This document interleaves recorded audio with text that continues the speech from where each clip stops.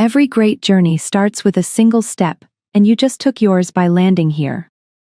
On this channel, we explore ideas, share stories, and create content that inspires.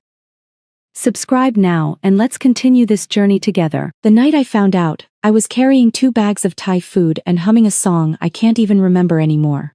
My husband had texted me that afternoon saying he was working late, so I decided to surprise him his favorite pad, CEU, spring rolls, the mango sticky rice he always stole off my plate. I had just gotten a promotion at the architectural firm where I'd worked for 6 years. Senior Project Manager. The title I'd been chasing since before we were married. I wanted to celebrate with the man I believed was my partner in everything. The elevator in our building was broken again, so I climbed 4 flights of stairs in heels, balancing the bags, already laughing at myself for not changing first. Our apartment door was unlocked, which I thought was strange. My husband always double-locked. He was particular about things like that. I pushed it open with my shoulder. The living room light was on. A blazer I didn't recognize was draped over the back of our couch, cream-colored, tailored, a woman's. I stood there holding the food, my brain cycling through explanations. A colleague. A neighbor. Someone who stopped by. The bag handles were cutting into my fingers. I set them down on the entryway table, slowly, the way you move when some animal instinct is telling you to stay quiet. Then I heard my sister's laugh from down the hall. I have replayed that moment so many times that it no longer feels like a memory. It feels like a scene from a film I've watched too often, the colors slightly faded, the edges soft. I walked down that hallway knowing, and I opened the bedroom door anyway. I won't describe what I saw. What I'll tell you is that my sister looked at me first. Not with shock. Not with shame. She looked at me with something closer to resignation, the way someone looks when they've been dreading a phone call and it finally comes. My husband said my name. I closed the door. I walked back to the entryway. I picked up the Thai food. And I left. I drove around for 2 hours. Parked outside a Home Depot for 40 minutes watching people load lumber into truck beds. I wasn't crying. I was trying to understand the geometry of what had just happened, how the 3 people in that triangle were all people I had loved, and how that love had apparently only moved in certain directions and not others. My sister was 31. 2 years younger than me. We had shared a bedroom until I left for college. I had taught her to drive. I had been the maid of honor at her first engagement party before that fell apart. Held her while she cried, told her she deserved better. I had said those words to her. You deserve better. I went to a hotel that night. I told myself it was temporary. It was not temporary. The next morning, my husband called 7 times before I answered. He wanted to talk. He said that phrase the way people say it when what they mean is, they want to explain, which is different. I told him I would come back to the apartment the following evening and that he needed to be there. What I did not tell him was that I had already called my attorney. Her name was Denise. I had used her 2 years prior for a contract dispute at work, and she was the kind of woman who wore reading glasses on a chain and never raised her voice because she never needed to. She told me what I needed to document. She told me what I should and should not say. She told me that if I moved out of the marital home prematurely, it could affect certain aspects of the settlement, and that I should stay until the paperwork was ready unless I felt unsafe. I did not feel unsafe. I felt like I was living inside a wall that had already cracked but had not yet fallen. So I stayed. I know what people think when they hear that. They think weakness. They think denial. I understand why. From the outside, a woman who comes home after something like that, who cooks dinner, who sits on the couch watching television with the man who betrayed her, looks like a woman who has given up. I was not that woman. I was a woman who had watched her mother leave a marriage with nothing except 2 children and a car that needed a new transmission. And I had decided, at some point without fully realizing it, that I would never be in that position. That if I ever had to leave, I would leave with everything I was owed. My husband seemed to interpret my return as uncertainty. He became attentive in that horrible way. People become attentive when they're guilty, bringing me coffee in the morning, asking about my day with eye contact that was too sustained, too careful. I let him. I needed 30 days. My sister called once. I did not answer.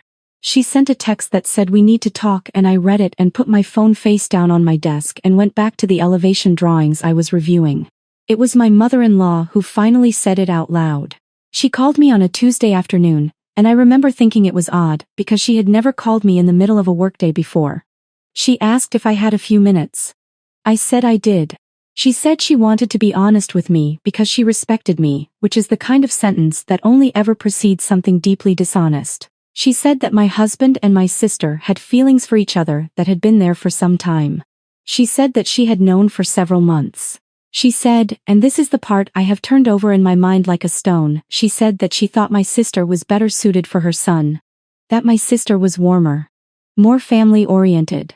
That I was, and these were her words, too focused on my career to make a real home. I let her finish. I said, thank you for telling me. I hung up. I sat in my office with the door closed for 11 minutes. Then I opened my laptop and emailed Denise to ask if the paperwork was ready yet. It was. I signed the divorce petition on a Thursday. I had already arranged the sublet on a furnished apartment in the South End. I had already told my firm that I was available for the Seattle project they'd been trying to staff for 3 months, a mixed-use development on the waterfront, 18 months minimum, full relocation package. My manager looked at me across the conference table with the particular expression of someone recalibrating, and said, "You're sure?" I was sure. I left on a Saturday morning. My husband was still asleep. I had packed over 2 weeks in small increments, a few things each day, quietly, the way water carves stone. By the time I closed the door behind me, there was almost no evidence I had ever lived there. Seattle was gray and cold and smelled like salt and rain, and I loved it immediately with a ferocity that surprised me. I had nothing to do in the evenings except work, so I worked. The waterfront project was complicated in all the ways I found satisfying site constraints, a difficult client, a structural engineer who questioned every decision I made until I showed him, methodically, why each one was correct. After that, he brought me coffee and deferred to me in meetings. I was not trying to prove anything. I simply did not have the energy anymore for anything except precision. I joined a running club because someone at work mentioned it and I needed to do something with my body that wasn't sitting at a desk. I ran badly for 3 months and then adequately, and then, eventually, in the early mornings along the waterfront with the container ships in the fog, I ran well. I met Daniel at a building materials trade show in my second year in Seattle. He was representing a sustainable timber supplier, which I thought sounded like the kind of thing someone made up to sound interesting at parties, and then he explained the actual science of cross-laminated timber construction, and I asked him 4 follow-up questions, and he asked if I wanted to get coffee. I told him on our 3rd date that I was recently divorced and that I had trust issues that I was aware of and actively working on, and he said that was the most honest thing anyone had ever said to him at dinner, and could he please have rest of my fries.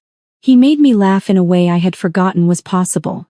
Not performed laughter, not social laughter, the kind that comes from somewhere genuine, that catches you off guard, that makes you feel embarrassingly human.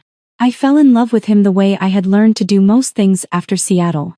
Carefully, with full awareness, without letting momentum make decisions for me. The divorce was finalized 14 months after I left. My husband had married my sister 6 months after that. I received a forwarded email from a cousin who seemed to think I deserved the information. And I read it, and then I made myself a cup of tea, and then I went for a run.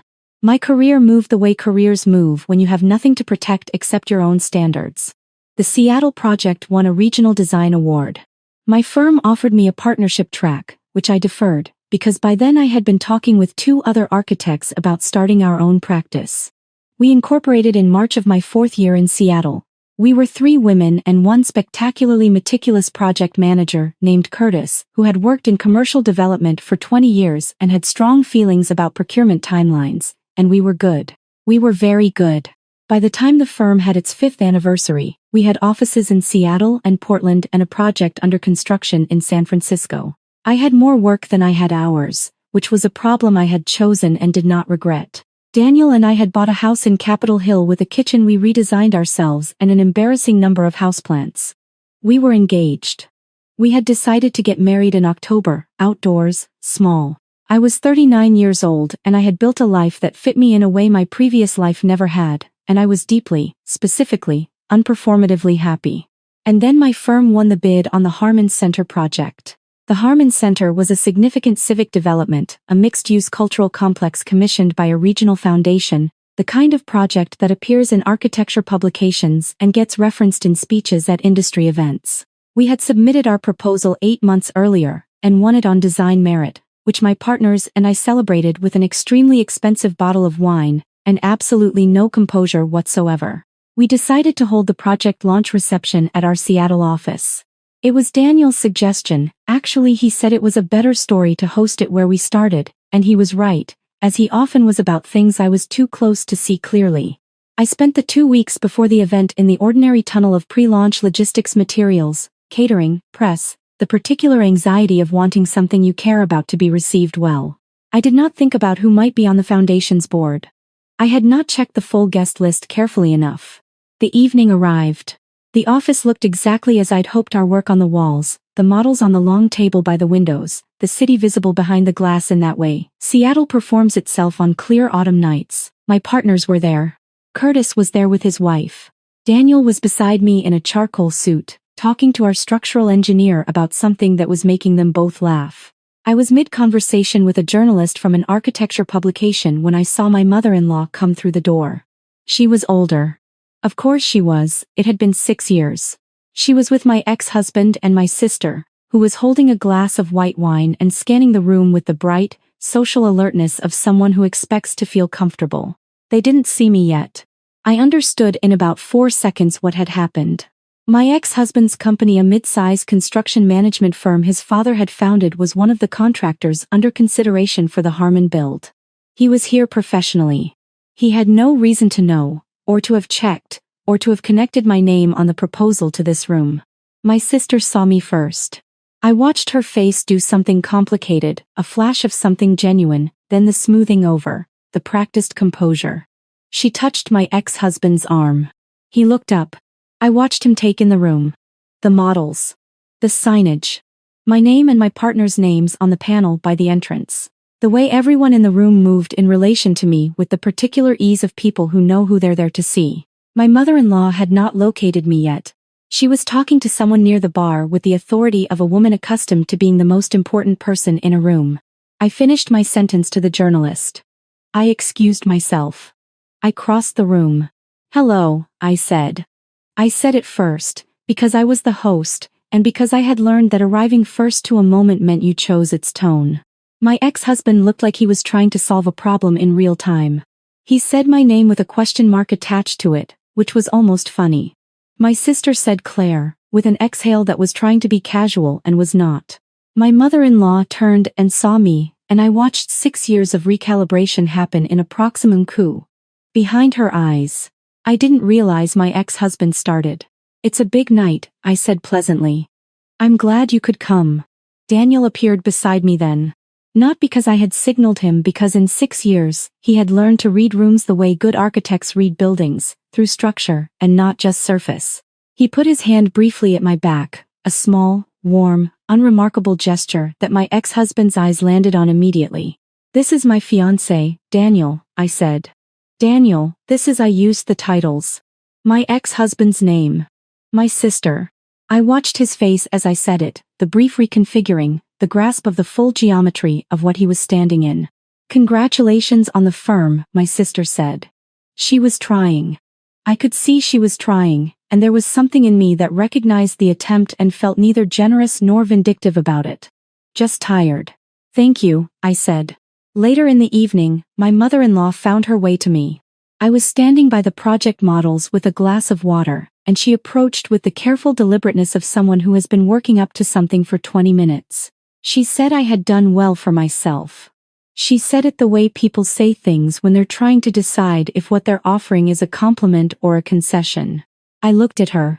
This woman who had called me on a Tuesday afternoon to tell me I was not warm enough, not family-oriented enough, too focused on my work to deserve her son. This woman who had handed her family's endorsement to my sister and then watched, for 6 years, what I did without it. I said, "I really have." Not with cruelty, not with the satisfaction I might have expected to feel. Just as a fact, offered cleanly, like a well-constructed line on a blueprint, true, precise, and exactly as long as it needed to be. She nodded. She walked back toward my ex-husband and my sister, and I turned back to the model of the Harmon Center, the clean angles, the atrium I had spent 3 weeks getting right, the structural logic of it that no one in the room could see but that I knew was there, holding everything up. Daniel found me 20 minutes later when the reception was winding down. He stood beside me and looked at the model too. "How are you?" he said. "Good," I said. And I meant it without qualification. Really good. The Harmon Center project broke ground the following spring. My ex-husband's firm was not selected for the contract. That was a procurement decision made by Curtis and our project manager based on competitive bids and prior project performance, and it had nothing to do with me, and I signed off on it with the calm of someone who had long since stopped needing things to be symbolic. My sister sent me a message 4 months later. Not an apology, exactly more of an accounting. She said she knew she had no right to ask for anything and she was not asking. She said she hoped I was okay. She said she thought about the night she heard my key in the lock more than I would probably believe. I read it on a Sunday morning, sitting at the kitchen table in Capitol Hill, with the houseplants in the window, and Daniel making eggs in the background and the October light doing what Seattle light does when it finally arrives and you remember why you stayed. I didn't respond right away. I thought about what I wanted to say, and what I didn't need to say, and the difference between those two things. I thought about the girl who taught her sister to drive, and the woman who signed divorce papers on a Thursday and drove northwest toward a city she had never lived in, and all the decisions and silences and precise, careful movements in between. I typed, "I am." I put my phone down. I went to help Daniel with the eggs. The most important thing, the thing I would not have been able to see from inside that hotel room the first night, or from inside that apartment in those 30 careful days, or from inside any of the smaller losses that came after, is that what was taken from me was not actually mine in the first place. Not really. What was mine was what I built after. The firm, the work, the city in the rain, Daniel's hand on my back in a room full of people who could see exactly who I was.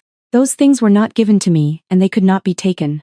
Some people spend their whole lives waiting for someone who wronged them to finally see it and feel it and come to them diminished, offering acknowledgement like a gift. I understand that impulse. I had it too, for a while, in the hotels and the early morning runs and the late nights over drawings when the office was empty. But I was there, in that room, when my mother-in-law found me by the project model. I had arrived first. I had chosen the tone.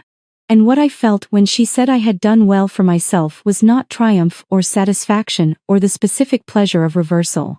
It was simply the quiet of being exactly where I meant to be. That is the only revenge worth building. Everything else is just waiting in someone else's story. They say just forget. Move on like it's easy. But forgetting you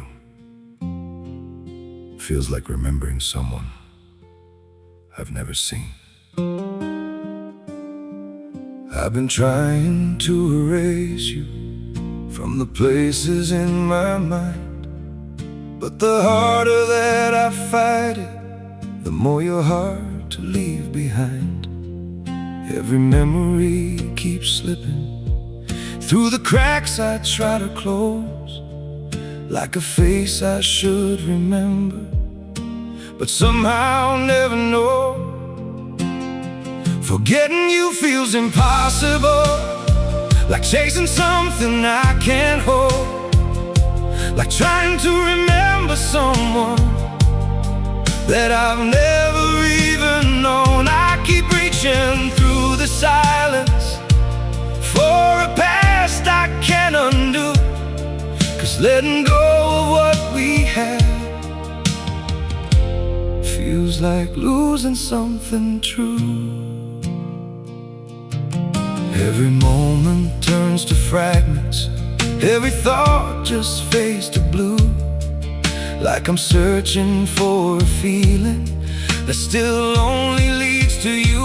Forgetting you feels impossible, like chasing something I can't hold, like trying to remember someone that I've never even known. I keep reaching through the silence for a past I can't undo, 'cause letting go of what we had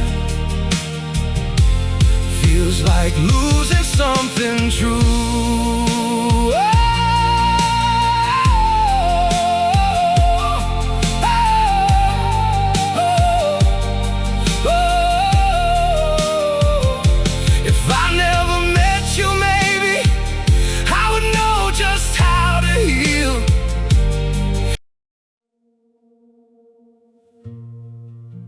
pity me.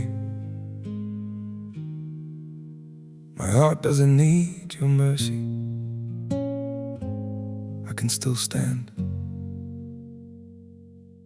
on my own.